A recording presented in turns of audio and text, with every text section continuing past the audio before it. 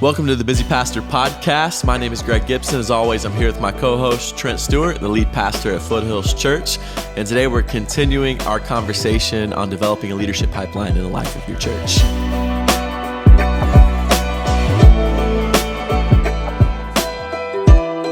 Episode 21 of the Busy Pastor Podcast. Thank you so much for listening. Thank you so much for tuning in. If you're a new listener, thank you for jumping into the Busy Pastor Podcast. You can go to busypastor.org for more resources. Join our community.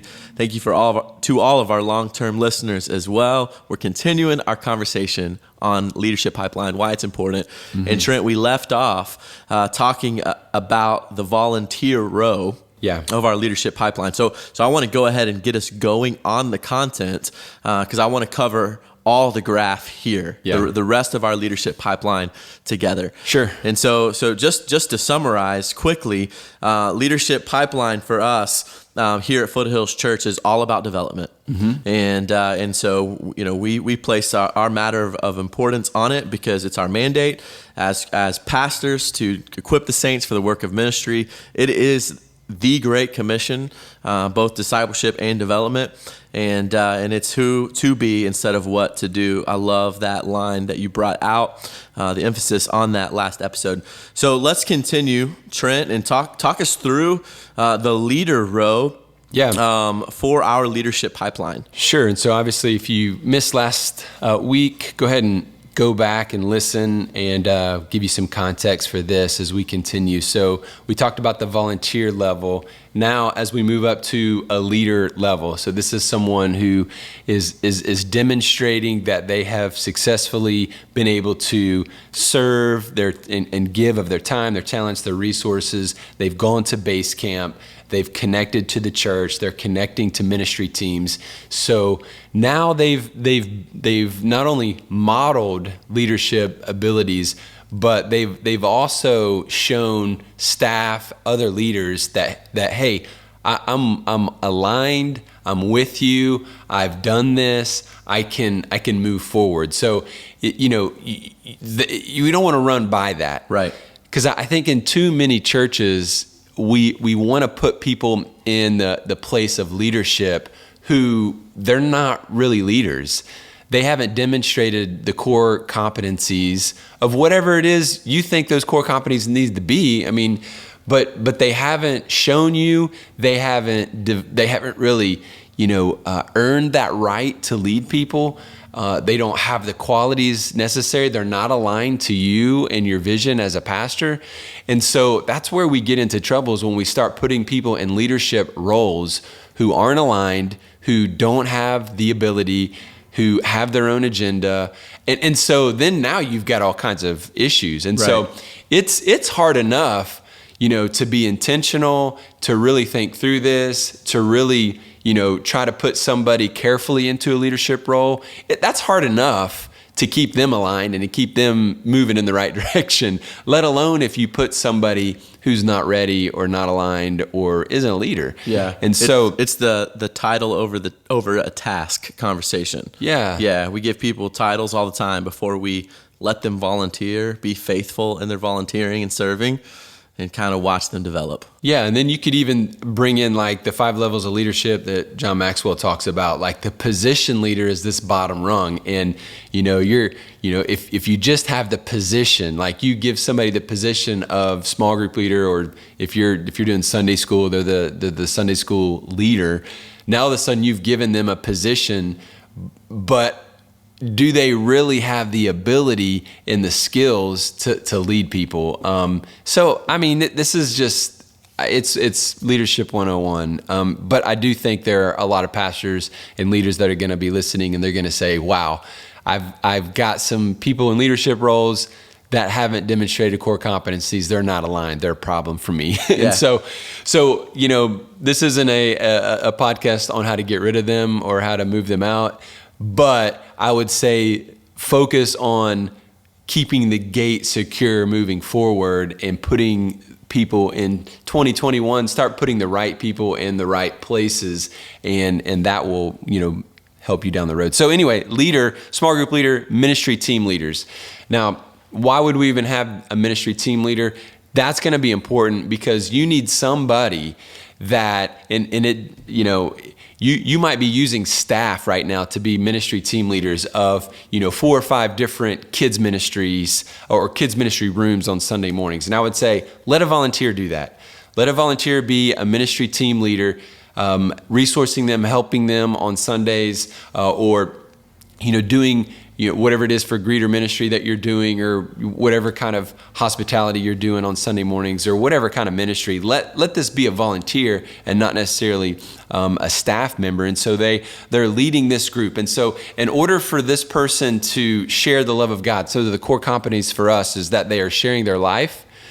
So relationships are huge. Mm-hmm. If you're going to be a leader, you've got to be in relationships with the people that you're serving and the people that you are reporting to you. So that's huge. So sharing your life, being in a relationship with them, you're sharing new truth, you're sharing new habits. So new truth, what in the Bible do they not understand, and you need to share that truth with them? What habits do they not have that you need to build into their life? So maybe it's a quiet time habit, or it's a reading scripture, reading certain books that will help them in their faith, a prayer life, something about their spiritual habits that help them grow. Right. And so that's what a ministry team leader is consistently doing, to connect people that are volunteering under them, trying to connect them to the love of God by sharing this new truth, by sharing these habits, by sharing this life. And so, when a leader comes and says, okay, what do you want me to do?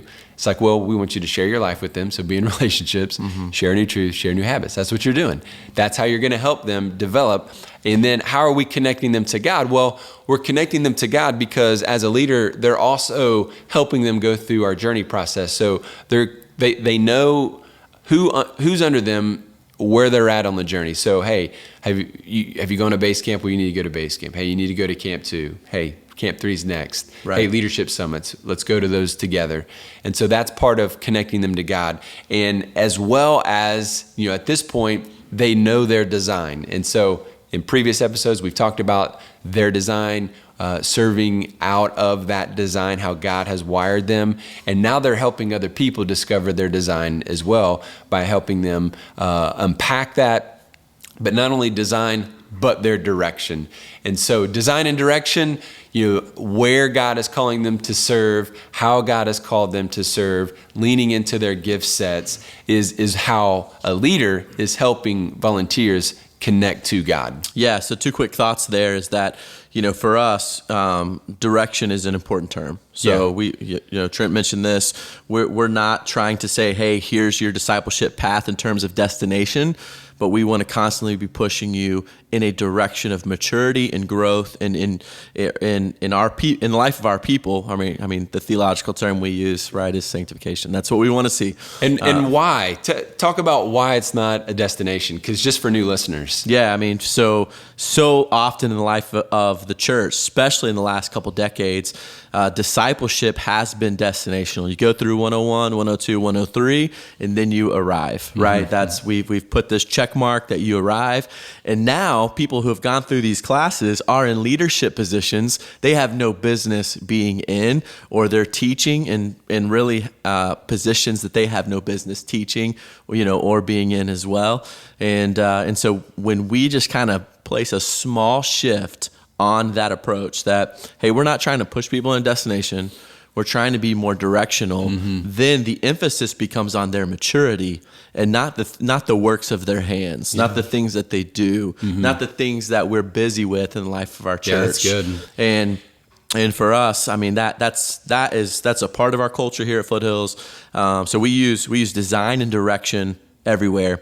And then the second thing is go back to previous episodes and listen to where we talk about our journey process. Yeah. So Trent talks through our journey process in detail. So when you hear things like base camp, camp 2, camp 3, and leadership summits, that's the process for discipleship for us that we're taking people in. But those aren't destinational classes. Those are ways that we're continually helping people grow in their direction and in their maturity. And direction is just key, because so often, you get people that will come to your church and they're fired up and they want to go to the first class and whatever second class, whatever third class. And then, after that, sometimes they lose steam. Okay, I went through all the classes. Now what? Right. And so for us in those classes, it's not just a sermon, it's really a philosophy. Here's what you're doing and why you're doing it, right, and how it's going to continue to lead you down the road. And we want you to become a leader. And here are leadership summits that are ongoing. Yes. So there's never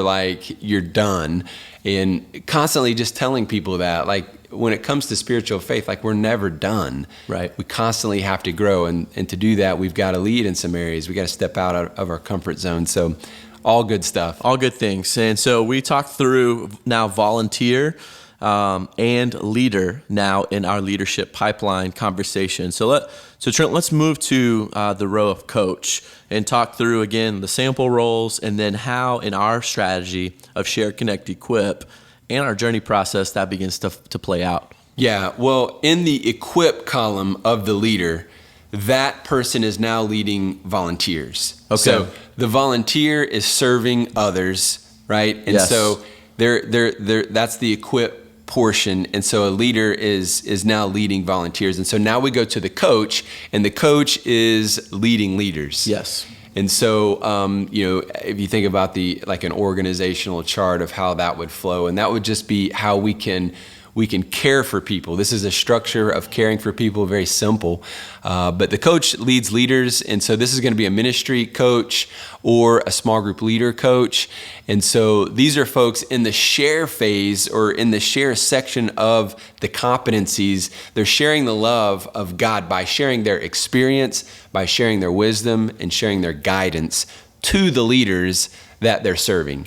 And so that's how they are sharing God's love to those people. They're connecting those people to God by what we're going to talk about in the upcoming episodes, which is our volunteer structure. But they're connecting them, and they are allowing this accountability to happen, and they're allowing this alignment to continue to happen. And so a coach, they're pouring wisdom, guidance, sharing that. They're connecting folks to God by giving that accountability. How's your walk with Christ? How's your family? Are you doing, the proper leadership role in the church? And so helping them manage that, and then keeping them aligned. And a coach is someone who's gone through Camp 2 and Camp 3 and has begun to go to what we call our leadership summits. And so that's kind of what the expectation is for that level. Yeah, and this is Ephesians 4 displayed in Life of Our Church, right? Equipping the saints for the work of ministry. I mean, when you talked a moment ago about how a coach connects people or connects people to the mission of God and the people of God through accountability and alignment. I mean, it's not just alignment for what they think that their leader should be doing. I mean, if you go up to the next row, it's the ministry directors who are equipping the coaches. And as your ministry grows, you're going to have to do this to continue to do the job description of Ephesians 4, right? Because quickly, it's going to get out of control. Quickly, your ministry is not going to look like the model of Jesus, where he poured into 12 guys, and then these 12 guys went out and changed the world. And so that coach level is so important. Yeah, that's so important. And I think looking back at our church, one of the hardest things for us to accomplish in our small group ministry was the coach level. It was just a really hard shift. And the reason is because you just constantly need good small group leaders. You constantly need good group leaders. And as soon as you have one, you want him or her to actually lead a group. And so to get to the point to where, that person now is not in a group setting. Their role is now they are pouring into the actual small group leaders. So It could be 4 or 5, 3 to 5 of them. And so they're meeting with them every month, every other week. That becomes that person's ministry. And the reason why that's really a full-time ministry is because if you're serving, 3 to 5 small group leaders, they're constantly going to have issues come up and questions come up. And so you're constantly serving them and talking to them and taking them out to coffee one-on-one, and just pouring into them. And those coaches are also attending those small groups. Yeah. So they're sitting in those living rooms, observing the group and observing the leader. And then after that can say, hey, great job with this. I would encourage you to do this. Hey, that guy was really disruptive. Hey, this person needs some attention.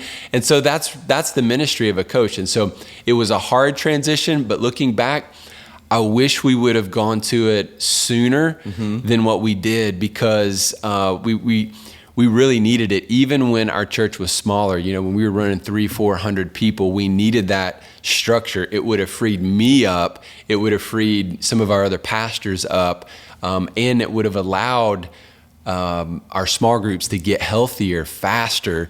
And it wouldn't have been me. It wouldn't have been, some of our small group pastors, maybe even you at that time when you were leading, students or whatever at that time. We were kind of doing 100 different things at that time, and we could have given more focus by saying, hey, you're a coach, you focus on this, instead of me, who I'm focused on 1,000 things and not really doing a good job at that anyway. Yeah, and just to remind you, volunteer, I know we have volunteer at the bottom row, volunteer, leader, and coach, all volunteer positions. I mean, our coaches are not paid stipend in any way. They are serving in their gifts and their design and providing experience, wisdom, and guidance, accountability, alignment, etc. And you mentioned small group ministry.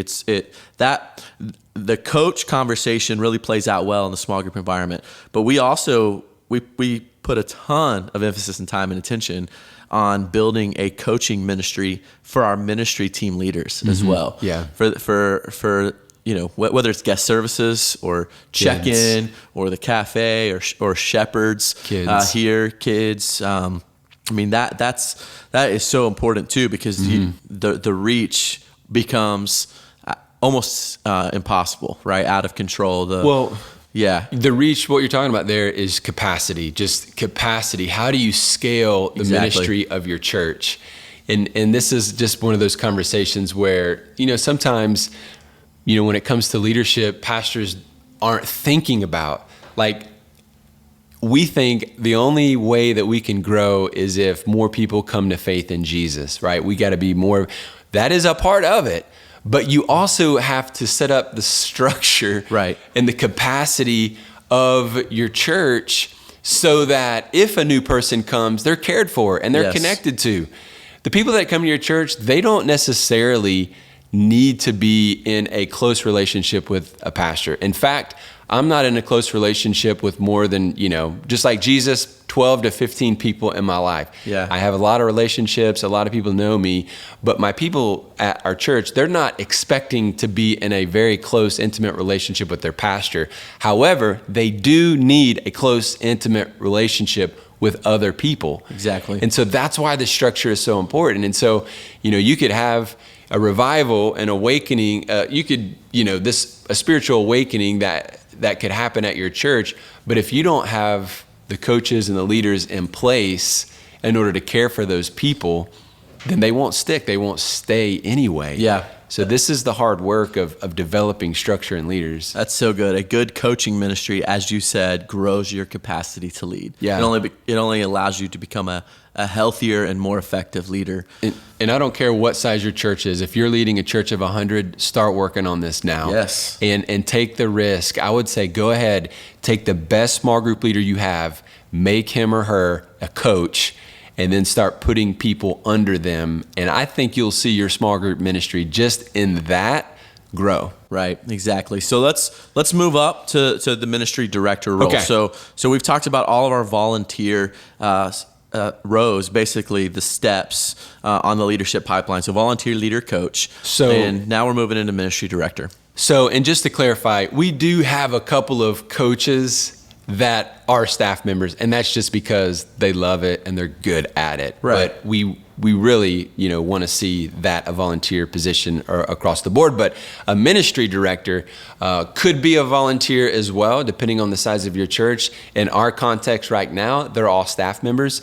And so this might be a kids director, guest services director, something like that, program director, whatever it is. This is someone who is now leading a department. Right. And so leading a department to share the love of God, the box that we want to see them doing is they're going to be helping in way of execution. Yes. So this is someone that we're saying, okay, we want you to accomplish this task. You're going to go and with your team execute X, Y, and Z. Right. And then so they're also sharing the love of God by giving feedback to the people under them. And idea creation. So directors are creating, they're giving feedback, and they're making sure the vision is executed in that specific department, as well as connecting to the people of God by really running our volunteer system. And so the ministry directors are really heavy in the connection of our people into their ministries. And so that's going to involve recruiting and onboarding. Mm-hmm. So how do you recruit people to serve in a specific ministry? When somebody's interested, how do you onboard them? Mm-hmm. How do you get them prepared and if you have to do a background check, if it's kids ministry, how do you onboard them onto the ministry? And then how do you train them for that? Yes. How do you equip them to actually do a good job in that area? And then as that is happening, you're also thinking through how are you holding them accountable to that? Showing up on time, fulfilling the commitment they said they were going to do, treating people well in the process. And then on top of that, how do you appreciate them? Yes. Because if you don't have a way to show consistent appreciation to your volunteers, then you're going to lose them. So really, that's a huge job and tends to be a full-time job and a paid position in the church. They're leading a department. These are people who, they understand Camp 2, Camp 3, leadership summits as well on the board. And so this would be a ministry director. Mm-hmm. Yeah. And so that when it comes to the journey process, all of our staff have gone, obviously this might go without saying, has gone through base camp, and they've gone through Camp 2 and Camp 3, and they have ongoing leadership summits as well. And so when we move up to the top stage of the leadership pipeline in our organization, Trent, you mentioned this in the last episode and in this episode, but this is our directional leadership team. Mm-hmm. And so let's talk through this and the uniqueness of what this directional level is trying to provide. So at this level, this would be, our directional level team would be pastors, elders, that level. And then in the share component, how are they sharing the love of God? Well, they share the love of God with vision, strategy, and evaluation. So this is just higher level, thinking through ministry and church in terms of the vision that we have, right, and that God has placed and given to us, and what's the strategy to actually accomplish that. And so at this directional level, that's how they share the love of God. They create strategy, implement strategy, and then they are constantly evaluating. How are we doing? Are we doing this well? So that's, really how we share the love of God to the people of this church is by vision, strategy, evaluation. How are we connecting them to the people of God? Well, we connect them to the people of God by establishing systems and creating processes. So you're constantly building systems, creating a process to help people connect to God. And then the equip phase, or that equip column, means that, okay, we're leading organization at this point. It's an organizational type leadership. Right. And that's so when we talk about competencies, if you want to be, on a directional level leadership role in a church, for us, you're going to have the ability to cast vision, think through strategy, be able to evaluate well. You're going to have to be able to build systems, create process, evaluate those, because for us, that's what leading organizationally looks like. And really, I mean, that is what leadership is of a church, on that level. And so at this level, we would hope that people would have some type of further education. So seminary, I believe in seminary is important.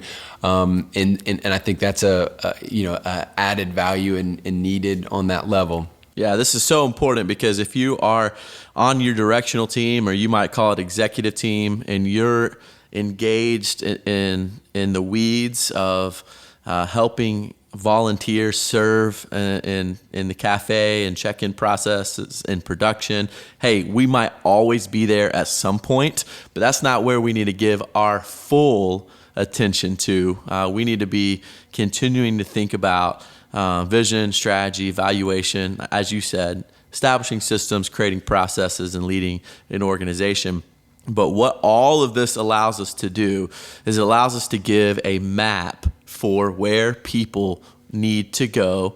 And as you mentioned in this episode and in the previous episode, Trent, what a leadership pipeline does, it gives people a vision of who to be instead of what to do.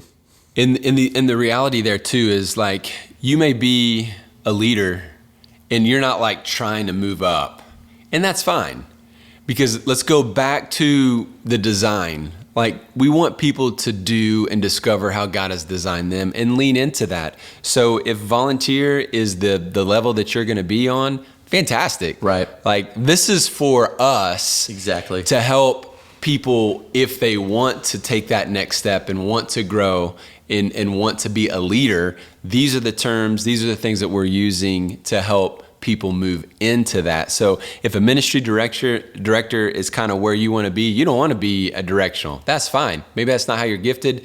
This isn't like get better and closer to Jesus. No, That is not what this is. This is a map that helps us think through as leaders how to help other people develop as leaders. Thank you for listening to the Busy Pastor podcast. As we close today's episode, we want to invite you to do a few things. Follow us on Instagram and Facebook at Busy Pastor. And secondly, if you like today's episode, subscribe to the Busy Pastor and leave us a review wherever you listen to your podcasts. For more resources, join the Busy Pastor community by going to busypastor.org. You can fill out the form with your email address and you will get more resources, show notes, and even questions for your team. Next week, we are talking about being busy leading volunteers. The Busy Pastor podcast is produced by Andrew Lindstrom, video production by Jake Tipton, audio engineer Brian Papik, music by Brandon Sharp, graphics by Zach Shaddix. See you next week, and until then, let's be busy with the right things. Thank you so much for tuning into our YouTube page. Hit subscribe, share it with your friends, and don't forget to comment below. New episodes come out every Thursday. For more content and to join the Busy Pastor community, visit busypastor.org.